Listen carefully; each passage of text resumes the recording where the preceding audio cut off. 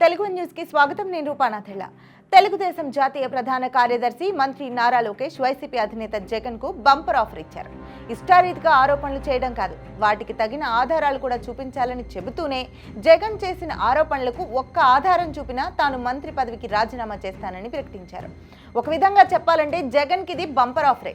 ఎందుకంటే లోకేష్ సవాల్ను స్వీకరించి ఆధారాలు చూపకపోతే జగన్ ఏం తన ఎమ్మెల్యే పదవికి రాజీనామా చేయాల్సిన అవసరం లేదు.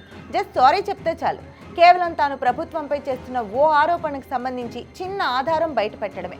అలా చేస్తే తాను రాజీనామా చేస్తానని నారా లోకేష్ సోషల్ మీడియా వేదికగా సవాల్ చేశారు. ఇప్పుడు జగన్ కు తాను చెప్పింది అబద్ధం కాదని, తాను ఫేక్ చేయడం లేదని నిరూపించుకోవడానికైనా స్పందించి ఆధారాలు సమర్పించాల్సి ఉంది. లేకపోతే జగన్ రెడ్డి ఫేక్ పాలిటిక్స్ మరోసారి ఎక్స్పోజ్ అవుతుంది. ఇటీవల కాలంలో జగన్ ఎప్పుడు మాట్లాడినా ఉర్సా క్లస్టర్ కంపెనీకి తెలుగుదేశం కూటమి సర్కార్ అతి ఉదారంగా నామమాత్రపు ధరకు ఎకరాలకు ఎకరాలు ఇచ్చేసిందని ఆరోపణలు గుప్పిస్తూ ఉంటారు. రూపాయికి ఇడ్లీలు కూడా రావని, అలాంటిది ఆ నామమాత్రపు ధరకు కూటమి సర్కార్ ఆధారంగా ఉర్సాకు ఎకరాలకు ఎకరాలు కట్టబెట్టేసిందని చేస్తున్న ఆరోపణలపైనే ఎక్స్ వేదికగా లోకేష్ స్పందించారు.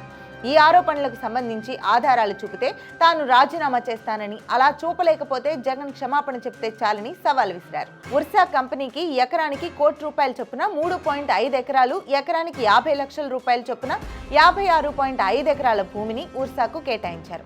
ఈ మేరకు జీవోల్లో స్పష్టంగా పేర్కొన్నారు. అయితే జగన్ మాత్రం వాస్తవాలతో సంబంధం లేకుండా ఇష్టారీతిగా ఆరోపణలు గుప్పిస్తున్నారు.